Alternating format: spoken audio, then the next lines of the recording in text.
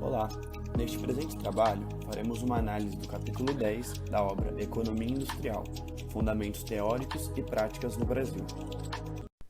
A obra fora publicada em 1996 pelo autor David Kupfer, um dos pioneiros do estudo da economia industrial brasileira, formado pela Universidade de Yale e ex-professor do Instituto de Economia da Universidade Federal do Rio de Janeiro, em conjunto com a também autora Lia Hasenclever, graduada em Economia pela também Universidade do Rio de Janeiro e professora dessa mesma universidade. Na obra, os autores se propõem a tratar dos aspectos aos quais facilitam ou prejudicam a coordenação oligopolística. Para isso, eles dividiram o tema em 3 seções. Na primeira, eles nos trazem inicialmente os elementos básicos para os quais a existência de acordos de coordenação oligopolística são esboçados. No segundo, eles dedicam-se à discussão de situações e características de mercado, as quais prejudicam a coordenação de tais acordos, através de uma análise dos custos, da heterogeneidade dos produtos, do número de concorrentes e das mudanças da condição de mercado. Por fim, na terceira e última parte, os autores nos trazem as condições que facilitam a coordenação, através de uma análise da regra do bolso, dos princípios do custo total e da liderança de preços. Vamos então construir o raciocínio para acordos de cooperação. Vamos supor um mercado homogêneo, em que 2 empresas dividem o mercado e possuem custos marginais idênticos e constantes, em que preço vai ser igual a custo marginal. Supondo que a indústria mantenha custos fixos elevados, no longo prazo, as empresas vão funcionar com prejuízo, e o destino delas vai ser sair da indústria. Surge, então, como alternativa à saída da indústria, justamente a cooperação de preços, onde as empresas formam o que o autor chama de acordo tácito, ou seja, um acordo verbal feito à base de confiança, em que elas estabelecem os seus preços de forma coordenada. Um grande problema identificado para a manutenção do acordo estaria no incentivo que as empresas possuem para reduzir os preços e conquistar todo o mercado. Vamos supor aqui que os consumidores sejam perfeitamente sensíveis ao preço, de maneira que uma pequena redução seja percebida direto pelo consumidor. Se as empresas chegam a um acordo de cooperação inicial, em que o preço vai ser igual ao de monopólio, elas vão obter o lucro de monopólio proporcionado pelo mercado. Agora, caso um concorrente saia unilateralmente do acordo, descumpra o acordo, ele dobrará seu lucro. Ao contrário, a empresa que não descumpriu o acordo e permaneceu fiel, manteve seu preço, estará fora do mercado pelo menos por esse período. O problema para a empresa que não cumpriu a sua parte do acordo está em conhecer a reação do seu concorrente, ou seja, que tipo de retaliação ele vai empreender. Surgem então algumas hipóteses de reação. Podemos entender de uma visão mais pessimista, em que caso uma das empresas não coopere, o seu rival perde completamente a confiança no processo de cooperação e nunca mais vai aceitar entrar em um acordo por preços. Ou seja, em todos os períodos posteriores, o preço vai ser igual ao custo marginal. O problema disso é que o lucro de ambos será zero. Essa é uma estratégia conhecida como gatilho de preços, ou então, como o autor cita, a competição impiedosa.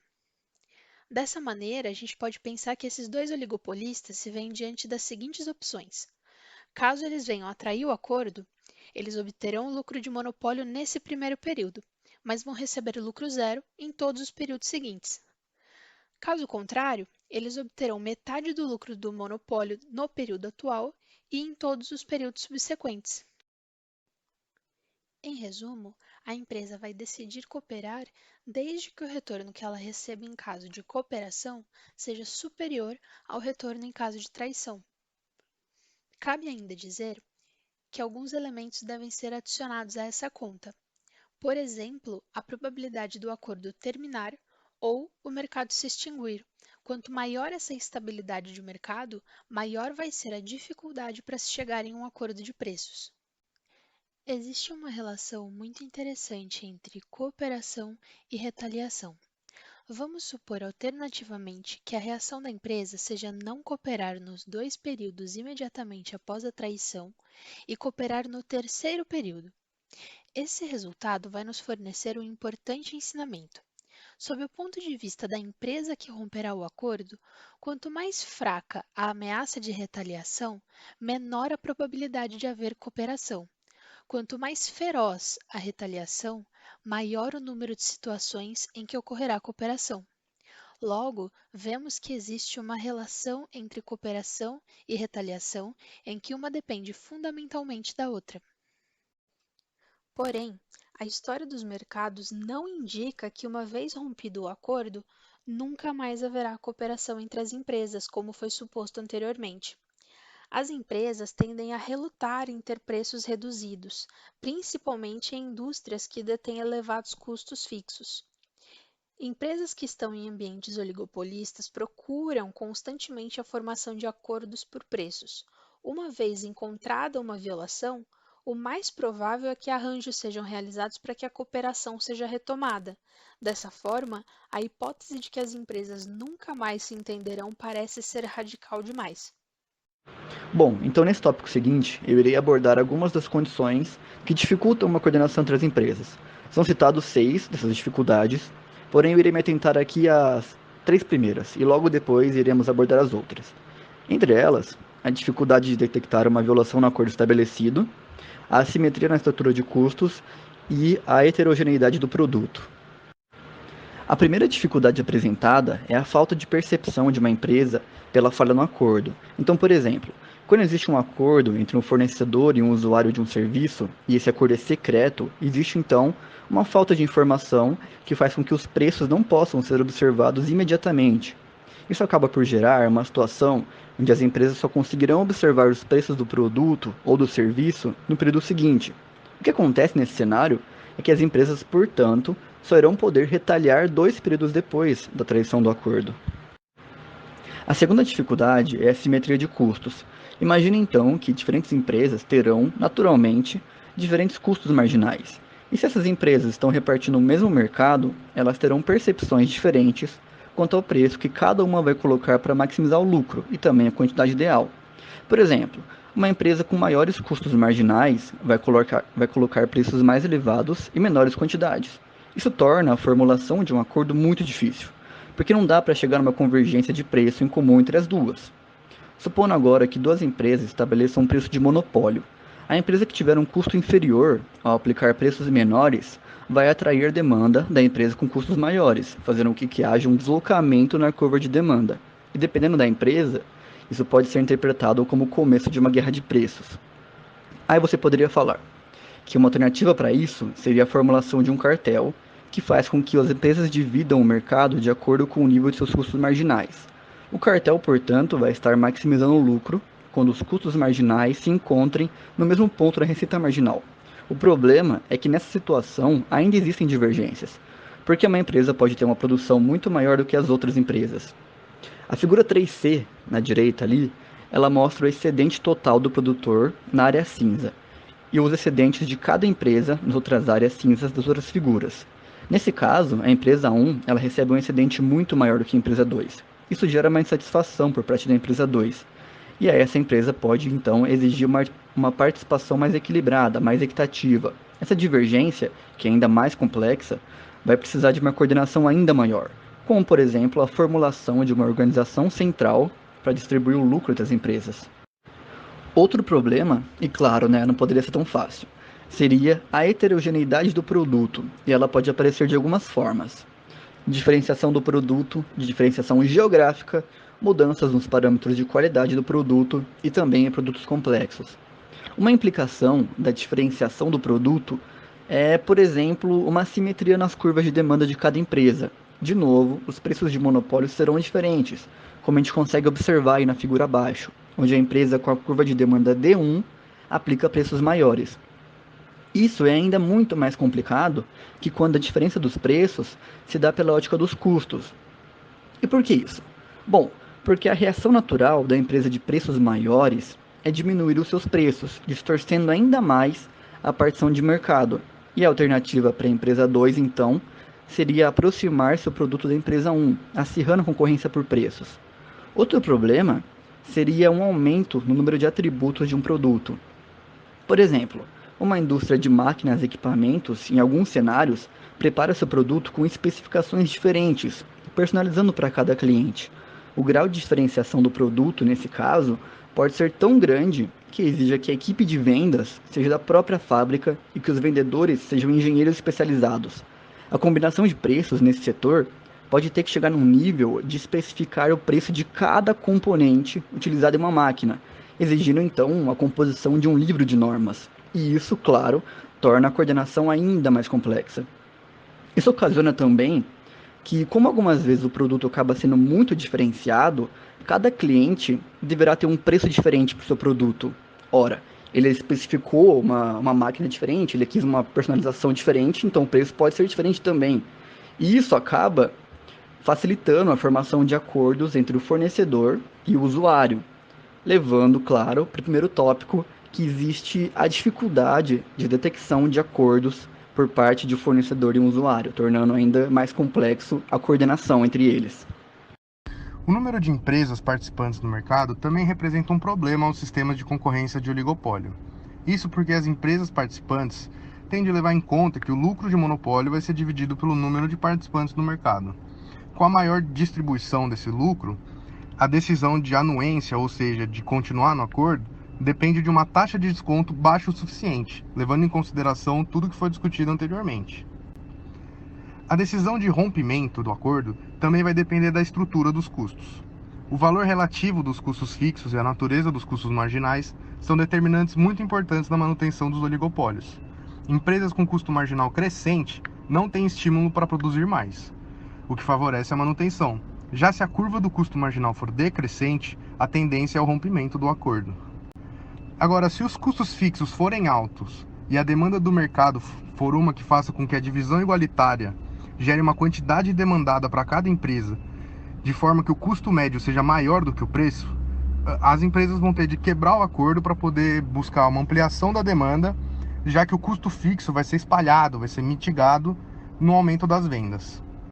Percebam que até agora foi admitido um mercado sem mudanças e um horizonte de curto prazo no sentido econômico, com ao menos um fator de produção constante. Agora, se adicionarmos a busca pela redução nos custos, pelo aumento da produtividade, pela melhora da qualidade, colocarmos também o longo prazo, nós notaremos que as coordenações oligopolísticas são um tema muito complexo. Contudo, a gente já pode afirmar que o principal problema no estabelecimento e na manutenção de um oligopólio é a falta de informação. Em primeiro lugar, a legislação geralmente impede a comunicação direta e o estabelecimento formal de um oligopólio. Em segundo lugar, a confiabilidade da informação cedida por um concorrente é, no mínimo, duvidosa. E mais, a informação não é imediata, gerando assimetria nas decisões. Combinando todos esses fatores, nós temos que a principal forma de coordenação é o aprendizado. Segundo os autores, a questão está em que o aprendizado leva tempo e produz erros. Esses problemas parecem ser ainda mais graves em indústrias com alto dinamismo tecnológico, que se caracterizam pela inovação. A seguir, vamos abordar os fatores facilitadores da coordenação. Seguindo a mesma linha de raciocínio, os autores apresentam o subtópico relacionado às condições que facilitam a coordenação oligopolista. O primeiro item a se considerar é a ideia de que as empresas têm incerteza de como o rival irá agir, ou irá induzir um comportamento defensivo do mesmo. Desta maneira, as empresas oligopolistas adotam duas hipóteses. A primeira, sendo as elevações nos preços não serão acompanhadas pelos seus rivais, e a segunda é que as reduções nos preços serão seguidas pelos demais concorrentes, implicando apenas pequenas mudanças na quantidade demandada. Portanto, no gráfico da curva individual da firma apresentará uma quebra. De acordo com o modelo da curva de demanda quebrada, cada empresa se defronta com uma curva de demanda que é quebrada ao preço corrente, conforme pode-se perceber no gráfico extraído do texto. Se uma empresa aumentasse seus preços, a maioria dos consumidores passariam a adquirir produtos do concorrente. Logo, esse raciocínio implica numa demanda altamente elástica para o aumento de preços. Porém, se a empresa diminuir seus preços, seus concorrentes também reduzirão seus preços. O mais provável é que em indústrias consideradas concentradas com pequenas flutuações na demanda, venham a provocar variações nos estoques ou atrasem a entrega de produtos. Dentre essas circunstâncias, David Lee vê que para manter a coordenação da indústria, propõe utilizar a chamada regra de bolso para a formação de preço e utilizar os custos para mensurar o preço também. a maneira mais utilizada por grandes porcentagens de empresas que atuam em oligopólios, e vem a partir do princípio do custo total utilizado pelos autores Hall e Heath. E como esse modelo funciona? Basicamente, as empresas calculam a formação de preço a partir de seus custos unitários, colocando uma margem que cobre os custos fixos e o lucro. Matematicamente, é representada por esta fórmula, sendo que V é igual a custos diretos e μ a soma da margem de lucro e percentual dos custos fixos que deve ser coberto pela venda de cada unidade, chamada de markup. Hall e Heath afirmam que o principal problema na execução desse princípio é saber qual a real porcentagem dos custos fixos que deve ser coberto por cada unidade vendida, já que ao longo do tempo as vendas tendem a variar o seu preço. E outro ponto importante a ser considerado é a margem de lucro a ser adotada, considerada justa.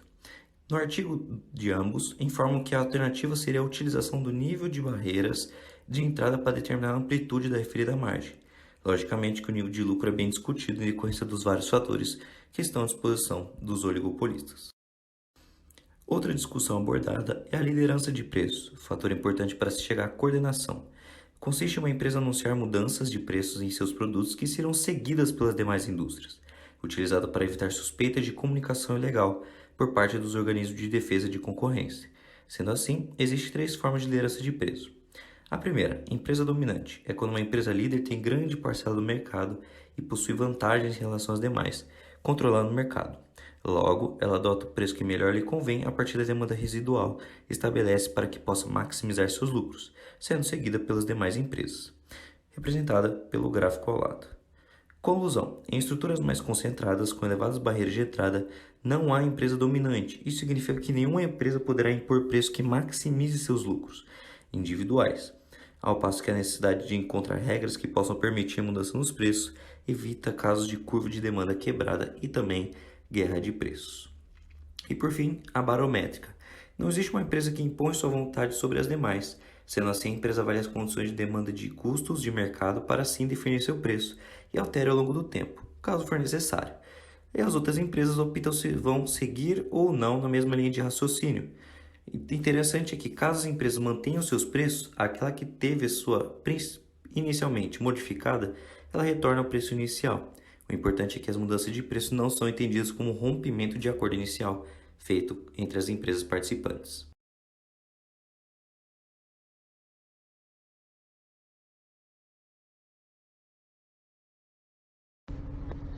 Conclusão. Vimos que os processos de formação de preços são muito mais indeterminados e complexos do que prevêem os modelos clássicos de oligopólio. Isso acontece porque, em primeiro lugar, esses modelos, tanto estáticos quanto dinâmicos, mesmo quando consideram a teoria dos jogos, apresentam hipóteses temporais que limitam as possibilidades de reação por parte das empresas. Em segundo lugar, há um grande número de possibilidades de comportamento por parte dos agentes. E, em terceiro lugar, setores diferentes apresentam conjuntos de possibilidades diferentes, o que leva à importância dos estudos por parte das empresas. Enfim, essa reflexão dos autores serviu para introduzir uma maior dinâmica às investigações dos mercados oligopolísticos, chamando a atenção para as ações estratégicas das empresas.